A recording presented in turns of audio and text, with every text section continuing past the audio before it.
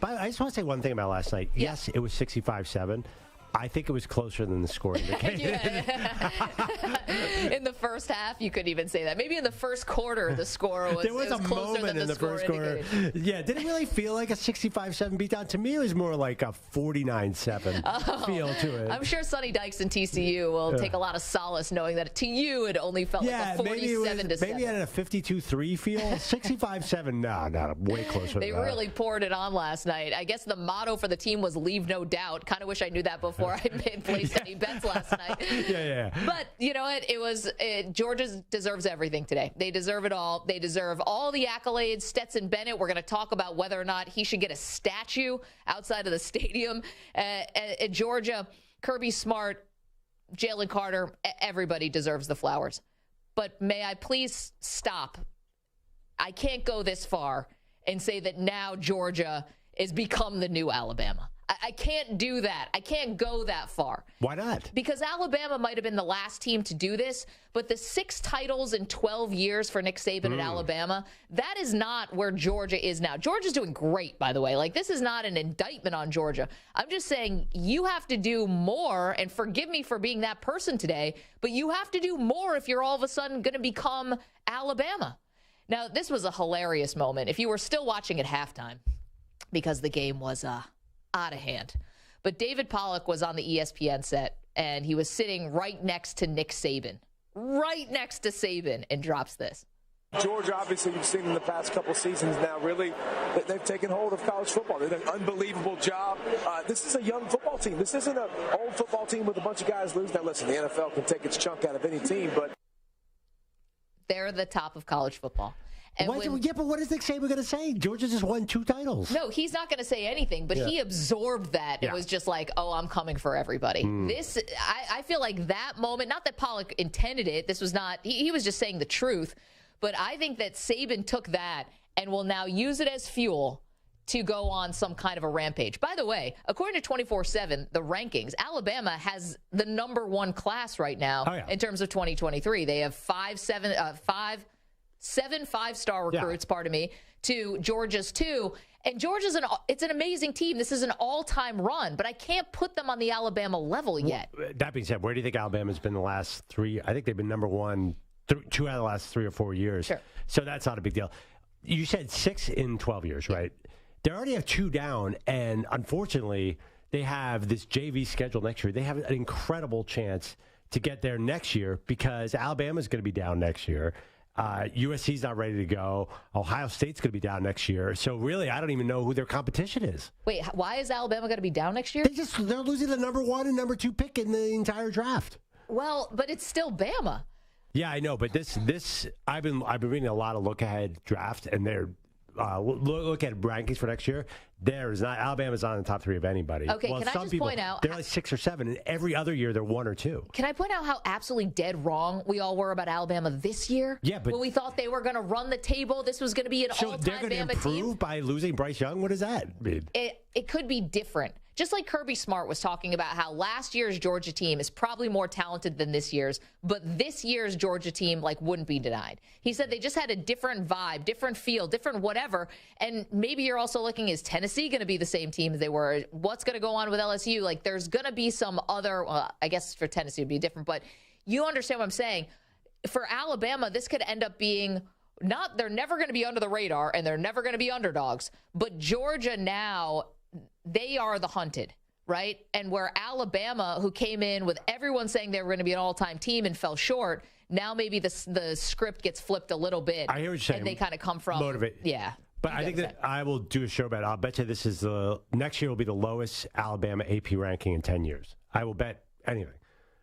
Because I don't think they've been below 3 or 4. Yeah, I was going to say, how low do you think they're going? So I just think when you look at next year, I think Georgia's closer to Alabama than Alabama is to Alabama. Does that make sense? Yes, it does. I mean, if they three-peat, then obviously my argument goes totally the problem is Georgia plays nobody next year.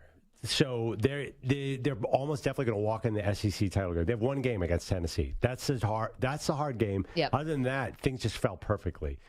They were supposed to play Oklahoma earlier in the year, and Oklahoma had to opt out because they're going to the SEC. So now they have nothing but division whatever. I guess maybe they're Division I schools, but they're not playing anybody. So they're going to walk into the SEC title game undefeated.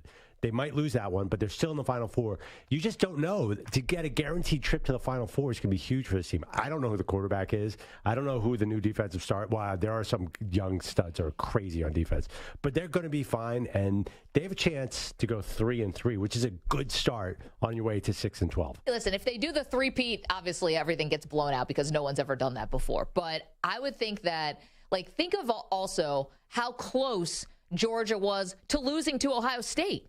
If Marvin Harrison Jr. doesn't get hurt in that game, are we even talking about the same outcome? Now, this sounds like I'm detracting from Georgia. I don't mean to do that. They deserve everything today. That was such a thorough beatdown. I switched to a basketball game in the third quarter.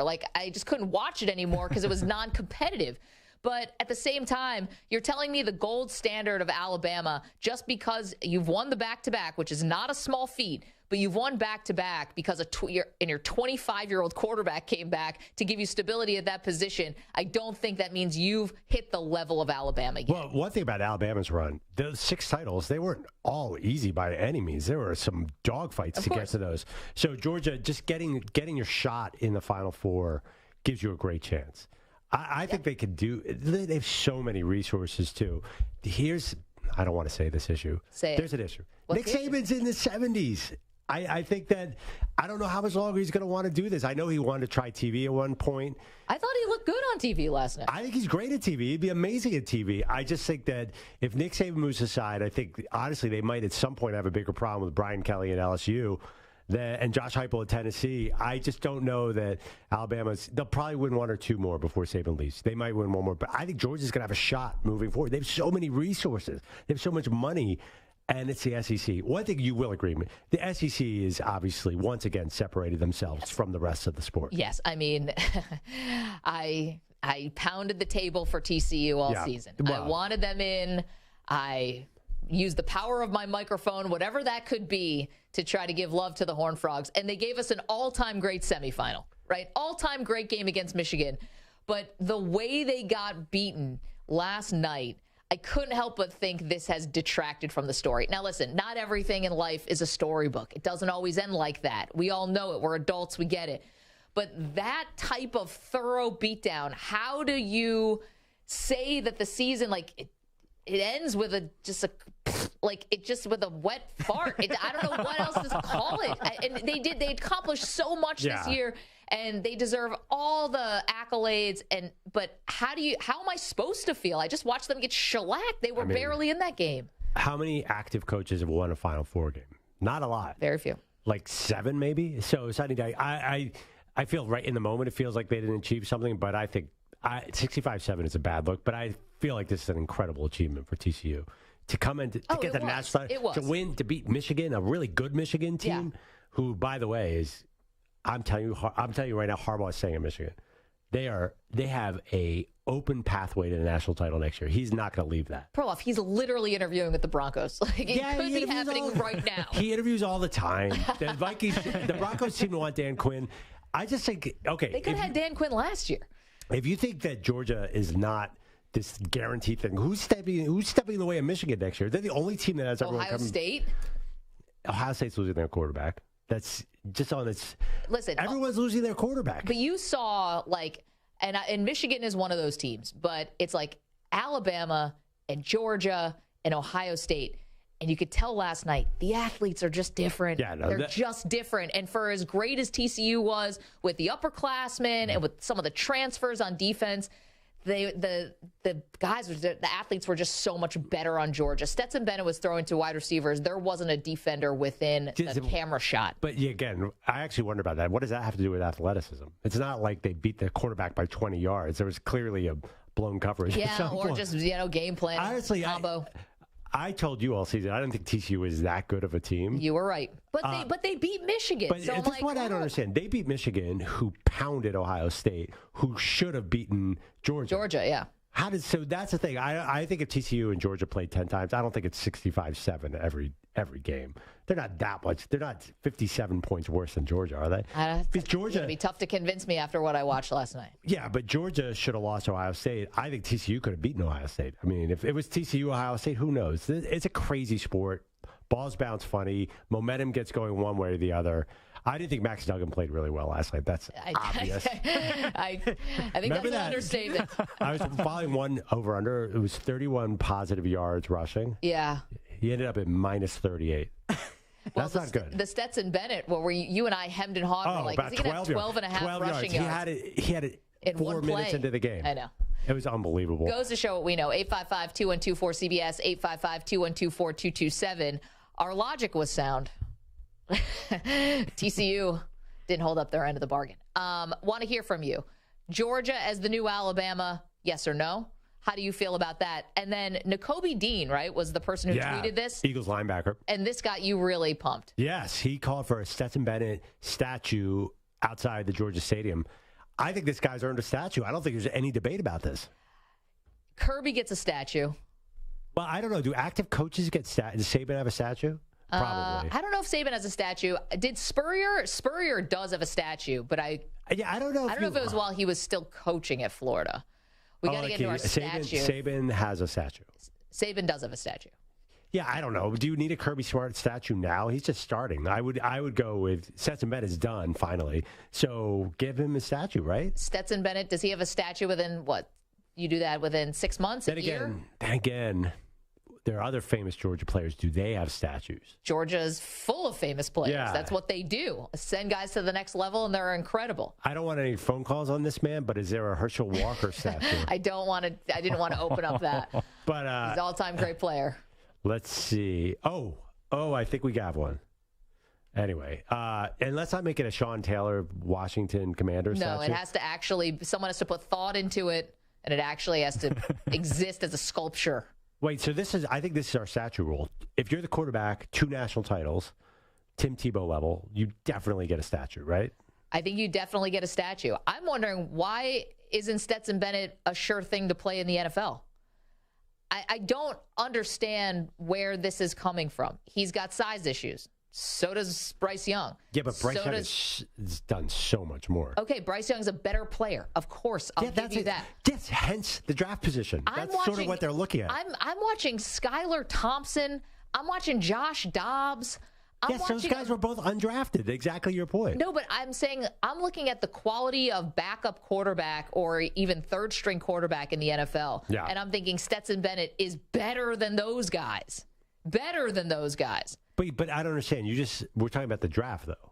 He should be drafted. I think that's like a no-brainer. Yeah, like he will be like the 5th or 6th round. I don't understand why he wouldn't be a higher commodity than that, like a bigger commodity than that. Does winning at that level not mean anything? Nothing. And I don't want to say A.J. McCarron because those Alabama teams,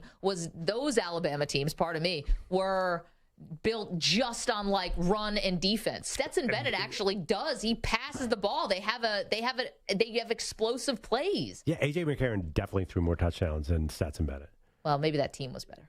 I'll bet you AJ. I don't even need to. I'll bet you AJ McCarron threw 28 in his senior year, and I think Bennett threw 20 in the regular season. Okay, we need hold on. Are you McCarron versus Stetson without looking up any stats? This is off the top of your head. I am quite now. If you look at my screen, there's Skylar Thompson, and I could be wrong, by the way. I'm not sure this is right. I have Skylar Thompson to see if he was a 7th round pick or undrafted, and I screwed it up. He was a 7th round pick. How dare. But you just said. Well, I mean, how can Stetson Bennett's draft class? I'm looking at Skylar Thompson. Yeah, that's the reason. Third string quarterbacks are undrafted or 7th rounders. Is that who you want him to be, or do you think he should be a 1st rounder? Well, I don't know if he should be a 1st rounder, but I feel like the guy's making a case that he could play at the next level. Like, no brainer that he could play at the next level. Could he be a backup quarterback that makes $3 million to $4 million a year? Why not? Yeah, and what round do you take that guy in the 6th round? I see backups getting taken in the 3rd round. But those guys are not taken. Williams? How about Desmond Ritter? Yeah, they were taken to be starters at some point. At least 3rd round quarterbacks are not taken to be starters. You think 3rd round quarterbacks? Okay. You're excited if they turn into a starter. You are not drafting a quarterback in the 3rd round to be a lifetime backup. That's just not happening. But you're not drafting someone Malik Willis was not drafted thinking that he is going to be the starter someday. It was you took a flyer on him. I don't agree with that. Oh, I don't think the Titans. that's why year was a Russell little bit Wilson different. is such an incredible story. I feel like this year's a little bit different, though, because like 3 or 4 of those guys thought they were going to be first or second round guys. And who they were starters, weren't, and right. then they kind of fell. So I feel like this year's a little bit different. But Yeah. I agree, 3rd, 4th round guys are typically guys you draft to be a backup that you hope is Yeah, gonna be more Davis than that. Webb. And by the way, Perloff, just for the record, A.J. McCarron had exactly 28 touchdowns. How did you know that? Although he did have 30 his junior year. And what's Bennett's numbers for? Is he even a junior or senior? He's like 5th year and 6th year. He's Bennett, I think, had 20 touchdowns this year. At least I remember that from the Heisman No, conversation. so Bennett had 29 last year and 27 this year. Yeah, but he had 20 when he was going to the high. How many of those were in the Final Four? Does that count? well, and he had And 4 how many games? last night. And how many games did he play? Let's see. So Bennett played 15 and then 14 the year before. McCarron played 13 and 14. Well, one thing too, Big difference, Stetson though, Stetson Bennett. Bennett also had significantly more rushing yards, too. One thing about Bennett, And when the Heisman was coming along, everyone was like, look at Hendon Hooker's games, and half the amount of games had twice the amount of production as Stetson Yeah. Bennett. Well- So Stetson Bennett has also not been that productive. I mean, I think you could look at Max Duggan and say, where's he going to get drafted? Same thing. I know, but I see Max Duggan last night where the Georgia defensive line completely overwhelmed the TCU offensive line. Right. He takes 5 sacks in that game and throws 2 picks. I feel like he's simulating what he's going to see in an NFL game more than anything. How did he handle the pressure? Terribly.